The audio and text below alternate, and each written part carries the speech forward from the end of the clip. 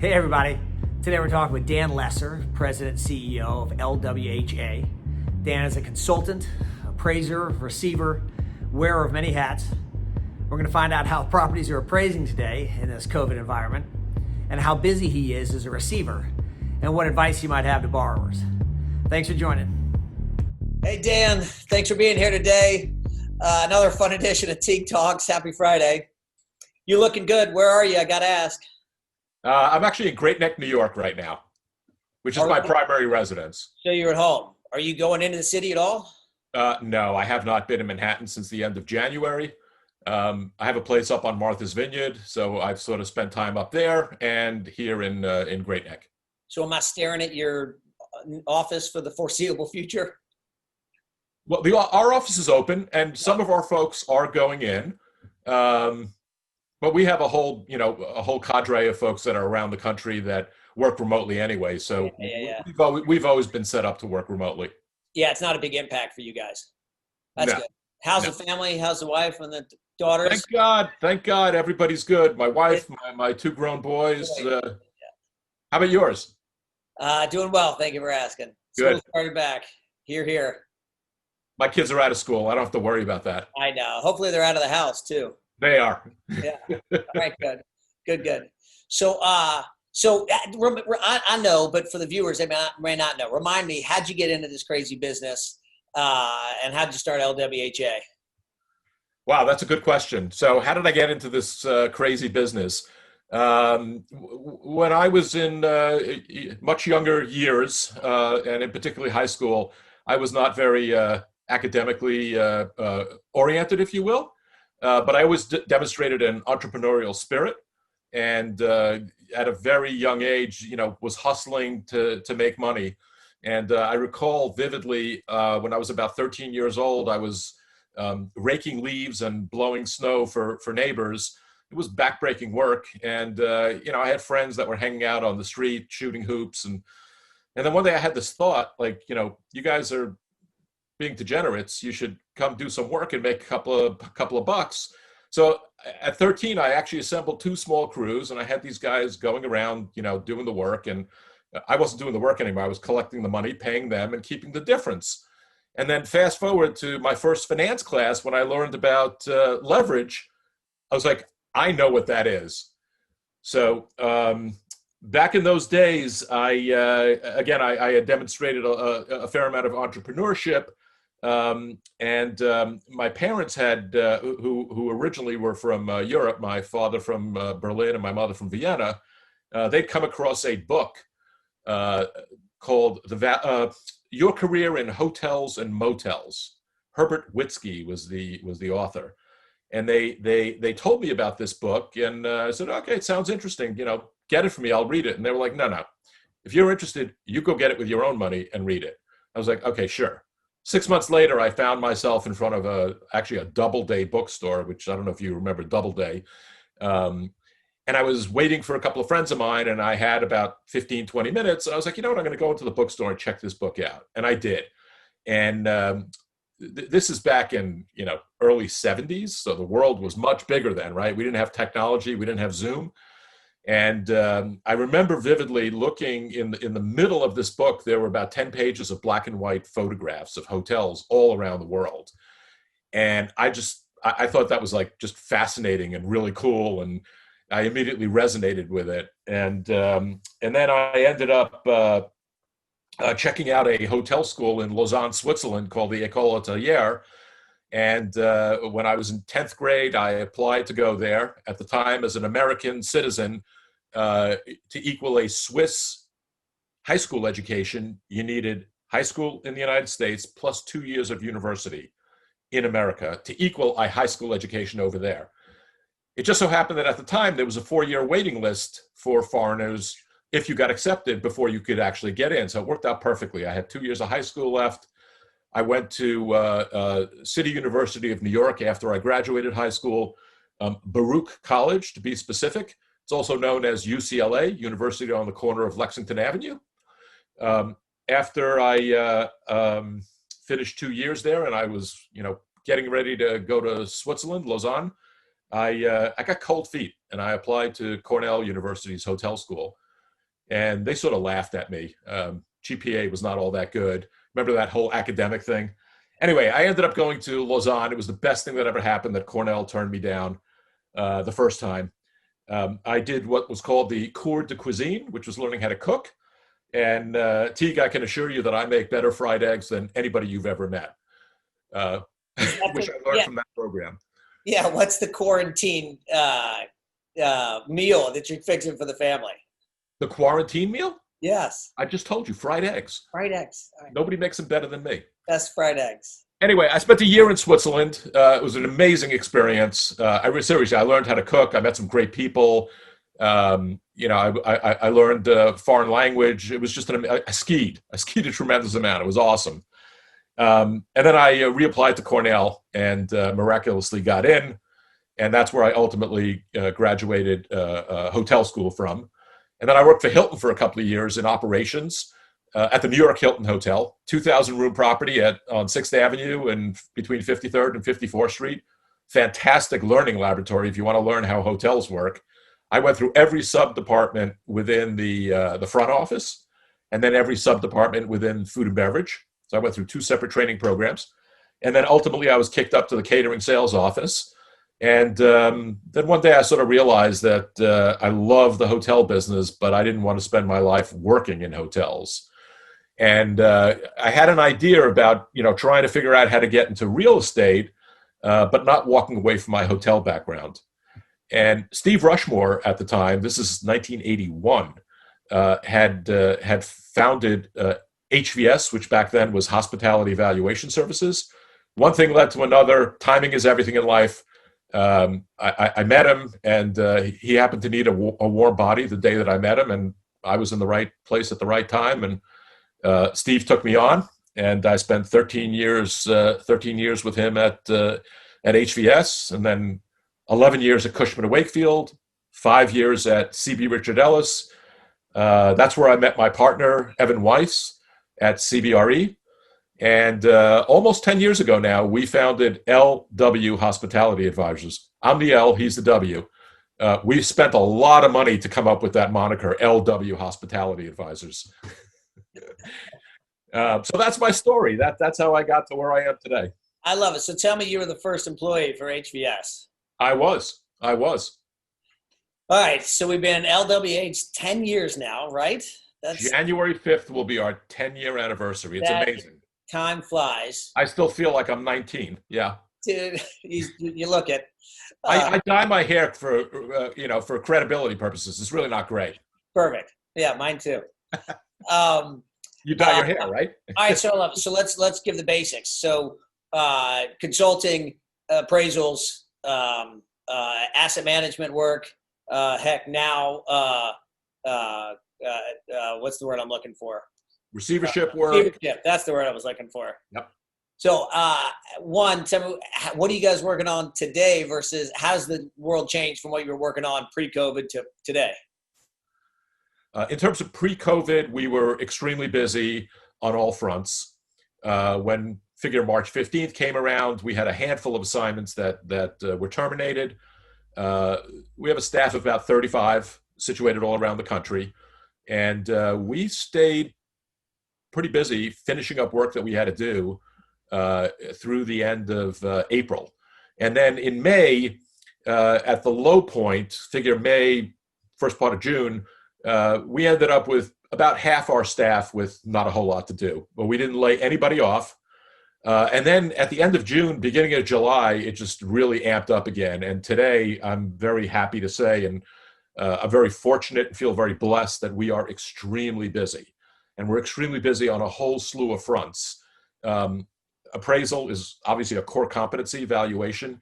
And if you think about it, every hotel in America at this point needs to get reappraised, right? Because almost every hotel in America is challenged, right? And to figure out what to do next, if anything, the fundamental question that always is, well, what's the value, right? So we are extremely busy on the valuation front. One-offs, portfolios, all of the above. Believe it or not, we were actually working on several feasibility mandates pre-March 15th. None of those got canceled. And since March 15th, we've actually picked up a handful more feasibility assignments, which is kind of counterintuitive on the one hand. On the other hand, when you think about it, in some of the markets that we've been working, like in Miami, right, long lead times for development, right? So, if you're looking at a compelling story that's not going to be delivered for 3, 4, 5 years, now is the time to be looking at it. So, believe it or not, we're still fairly active in the feasibility world, doing lots of litigation-oriented assignments for a whole slew of reasons. I mean, the reality is we do a lot of litigation work all the time, right? If you think about it, people fight over money in good times and bad times, right? So you just don't hear about litigation during the good times. You hear about it during the bad times. So we're real busy on that. The asset management front, incredibly busy, and receivership falls within the asset management front. And we've been very fortunate to, we're actually working on a fairly sizable portfolio. This is in the public domain, one of the Colony Capital portfolios, the Inland portfolio. It's 48 assets around the United States. And we're also been approached on several other mandates to serve as receiver. So congratulations on the Colony gig on that piece of business. That's great.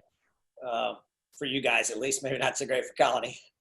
So here's a topic. Everybody wants to know about it. Talk to me, not Colony specifically, but receivership in general, right? Talk me through that process. What's it look like? A lot of people are uncertain about it, thank goodness, because we haven't really been through a lot of it, but educate us. Okay, well, I mean, essentially, and again, we're not talking about Colony, but, a lender, to secure their position, either does a foreclosure or they attempt to appoint a receiver. And a receiver does not represent the lender. The receiver is a court, an agent of the court, and has to report to the court. Does not report to the lender. Does not report to the borrower. It's the court, and it is a process in terms of being nominated. And then going in front of a judge and getting the judge to either accept or reject the candidate to serve as the receiver, and then it's a process to take control of the asset. In many cases, fresh management is brought in, right, and just securing the day-to-day operation. It's really interesting. In prior downturns, when folks did receiverships, they were, for the most part, operating facilities, right? Today, you have receiverships going on with a whole slew of assets that are closed, which presents all sorts of new challenges. In terms of how long a receivership lasts, it could be from a couple of weeks to a couple of years, and anything in between. It really depends on the asset and frankly, positioning the asset to recoup as much proceeds as can be for the secured creditors. I mean, that's the whole purpose of this. And my sense is that we're going to be seeing a fair number of receiverships bubbling up as time goes on here, unfortunately, and that it will be a process to work through them and ultimately either work out situations or dispose of assets. So let's pretend I'm a borrower. Let's talk on that side. Do I have any luck with and I'm not making any money, so I may or may not be making any payments right now. When does that go to servicing, to the special servicer? When does the receiver get pulled in? That's interesting. Say that again? And when does a broker get pulled in? Okay. As far as a receiver or going into special servicing, right? For the most part, not that many people step up and wave a flag and saying, "Hey, we're having difficulty. Please move us into special servicing." But it does happen every so often, and I've actually been privy to situations where that actually worked out to the benefit of the sponsor to do that, to raise their hand and say early on and say, "We're having an issue, and the master can't talk to you, so please move us into special so we can get a conversation going." Do you recommend that? I can't say I recommend it. But I can tell you that I've seen it happen. It's not often, and I have seen it actually happen successfully. And I'll tell you why. That the special services, they've been inundated, right? Nobody expected COVID to hit the way it did, and the suddenness of just travel stopping entirely, and hotels shutting down, and folks not being able to make their payments. And so the specials have been inundated with just stuff coming in, and they're not staffed up appropriately to even deal with it. In terms of the situation that I was referring to about the one group that sort of raised their hands, they were provided with a list from the special of all the information that was needed, and it was all immediately provided. And they made an ask as well, right, for 6 months of forbearance and the usual, if you will. And at some point, they didn't really hear from the special and touch base, only to find out that they were deemed good borrowers. And why was that? They were proactive and raised their hand when they realized they couldn't make payments. They asked to get transferred to special. They responded in a timely manner with everything that the special required, and no payment was ever missed prior to April 1st. So that sponsor went into the good borrower file, as opposed to the other file, which apparently is much, much bigger. And the special was very clear that they're dealing with the big file, and the small file's over here, which is kind of interesting because the ask was for 6 months. And if it was dealt with now and the ask was granted, the 6 months are over at the end of August. So that's kind of an interesting notion. When can I, the borrower, whether I'm good or bad, I'm in trouble, so I don't want to make payments. I can't really get much help. But now, okay, I want to buy my note for cents on the dollar. Any chance? Good luck. Good luck.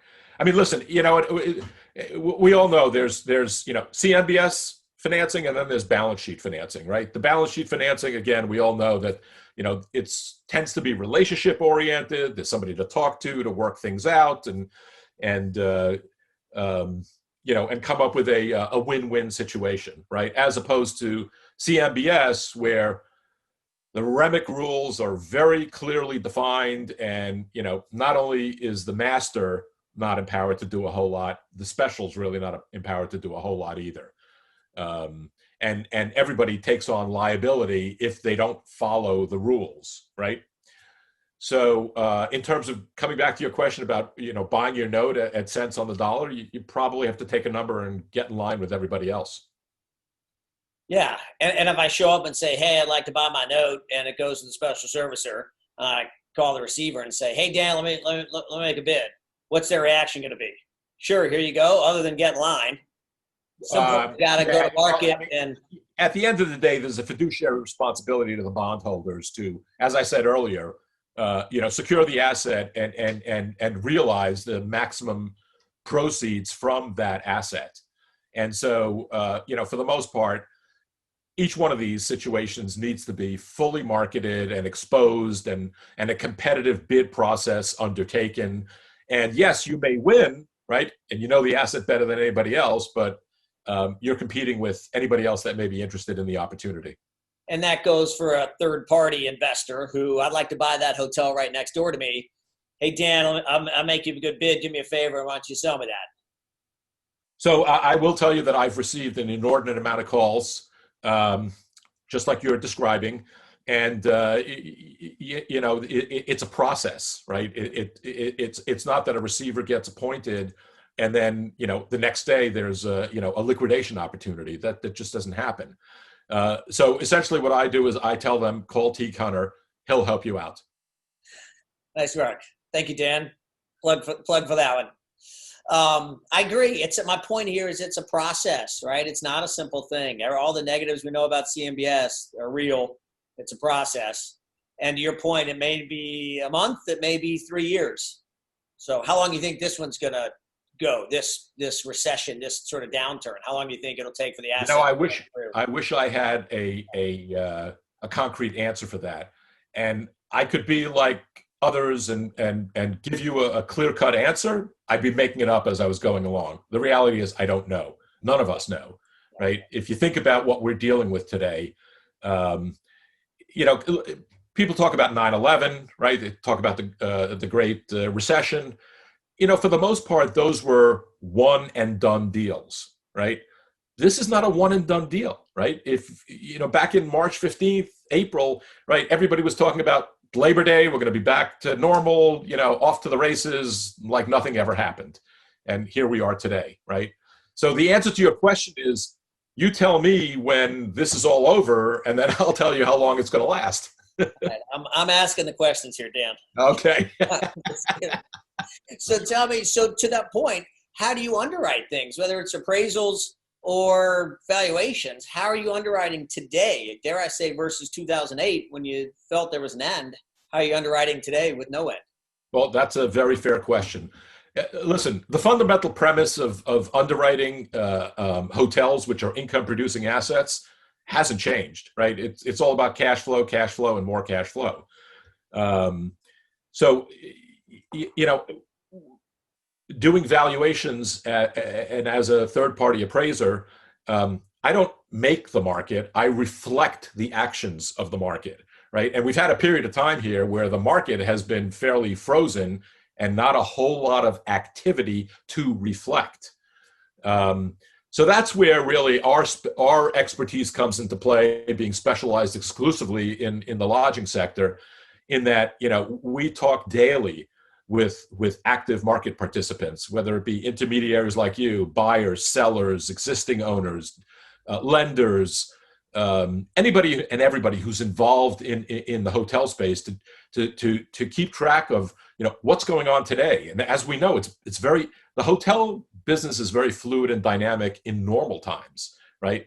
Just think about, you know, today versus 3 months ago, or even 3 weeks ago, how things have evolved and changed and constantly change. So in terms of answering your question about underwriting and valuation, you have to put a stick in the ground and figure out, okay, this is the starting point, right? This is when you know, this asset is going to reopen, and it's no different than we did in the past. It's a projection of income and expense, discounted cash flow. You know, sales. Nobody ever bought a hotel based on you know, another hotel sale price. You know, they're nice to look at on a per pound basis just to kind of get a sense. But there aren't a whole lot of transactions to look to.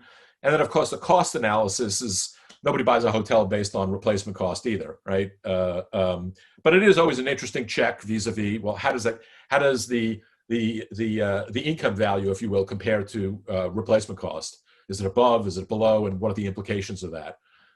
So the methodology hasn't changed, but obviously there's a lot more fluidity with assumptions. Yeah, a lot more. And Yeah. I don't know if we have a handle yet on the buyer expectations versus the seller expectations, and what all the capital flow in our industry is doing to valuations. Any thoughts there? Well, there is a tremendous amount of capital that is out there seeking yield in general, and focused on commercial real estate, and then drilling down even further, focused on lodging, because it's been proven for decades now that if purchased right, hotels produce superior risk-adjusted returns when compared with a whole slew of other investments. And I mean, if you just look at you know, early in this COVID epidemic here in the United States, you know, you had a rash of really smart, sophisticated investors who made huge bets, not necessarily on individual assets, but on the travel sector, right? You know, you had Starwood and Blackstone investing in ESA, right? You had Carnival Cruise Lines. The Saudi Arabians picked up a percent of Carnival Cruise Lines. Sonder received a big investment. Airbnb got 2 separate rounds of $1 billion. I think one was debt and the other was equity. And if you think about it, that's a good example, right? Back in April when they were doing that, everybody was talking about, oh, the IPO is dead. Well, here we are now, 2 months later, 3 months later, and they're supposedly, going through with the IPO, which is interesting in and of itself. So how do you think that's going to go? I plead the fifth. I have no idea. I agree with that. But in terms of capital, there's no shortage of money out there. The opportunities haven't bubbled up just yet. Everybody's playing nicely in the sandbox. They have been since mid-March. And, I do believe that's going to continue for just a little while longer. But, shortly after Labor Day through the end of the year, I think the sharp elbows come out and no more playing nicely in the sandbox. Yeah, it's interesting. That's the question. When do the sharp elbows come out? So would you remember, I don't remember there being this much capital in 08 and 09 as there is today. I've been doing this for 40 years. There's never been more capital than there is today. Available capital. There's tons of it out there. Which has an impact all over the world. Go ahead. Which has an impact on value. Well, for sure. So in my humble opinion, what's going to happen ultimately is one of two things, right? Distressed opportunities are going to bubble up. And we all know that, the United States is littered with functionally and physically obsolete hotels that pre-COVID were sort of approaching the end of their economic lives. Obviously COVID doesn't help that situation, right? When those situations become available, there are folks out there who are clearly going to be interested in those types of opportunities, but the institutional capital is focused on the value add opportunities, the stories that can be realized, right? And the compelling stories that do bubble up, there's so much institutional capital out there that I am convinced that the good opportunities, they may represent distressed opportunities, but ultimately when we look at what they transact for, they will not necessarily represent distressed pricing. All right, so I'm going to final questions maybe, but give me some words of wisdom, some final advice out there for all of us. Final advice. If you're looking for a really terrific hotel intermediary, I recommend Teague Hunter. I would say be patient, be optimistic, pray. We will get through this, right? When I look back, this time has given me an opportunity to look back on my life and contemplate other events that have happened that were shocking and overwhelming and sort of made the world feel like it was about to end, right? Going as far back as the Cuban Missile Crisis, which I remember. Back in those days, there was black and white TV, right? 9 channels. And after the 10 o'clock news, there was no more TV, right? And the United States was on the verge of nuclear war with the Soviet Union, right? And so you heard that at night, right? And the TV went off and you got to fret all night about it and, learning how to hide under your desk and things like that. It seemed like the world was coming to an end, right? You fast forward to the oil embargo that occurred in the 1970s when there wasn't enough gasoline to fill cars and, you had odd days and even days, right? The world seemed like it was going to come to an end. The 1987 stock market crash, 500 points, 22% decline. That was earth-shattering at the time, right? Today, that's nothing, right? But these were events that 9/11, the great financial crisis. I mean, all these events were, oh my God, the world's ending, right? And a lot of negativity took hold. And, you remember after 9/11, everybody said Lower Manhattan was done, was finished. Look what happened there, right? So stay optimistic. We will get past this. It's human nature to survive, thrive, to spend time together. I mean, this is great, right? But, I'd like to give you a hug at the end, and we can't do that, right? So, exactly. So, listen, are we going to get back to the way it was entirely before? Probably not. It's going to be different, but I'd like to think it's going to be better, right? And the last thing I would say is that if you look at the hotel business over a long period of time, whenever there's a downturn, the upturn ends up with a higher level than the prior downturn. So think about where we came off of, right? In February, were all-time high metrics. And everybody was talking about black swan, black swan. Nobody knew what it was going to be. And now we know what it is, right? And it's been a fall off the cliff, right? If you think about it, there's no downside in the sector at this point. There's only upside. I'll take it. Words of wisdom from Dan Lesser. So Thank you. That's fantastic. Dan, thank you for joining me. You're a good friend and a good man. This was great. I appreciate it. Stay safe. Stay healthy. You too. Make me some fried eggs, will you? Absolutely. Good to see you. Thanks, Dan. Thanks for the invite.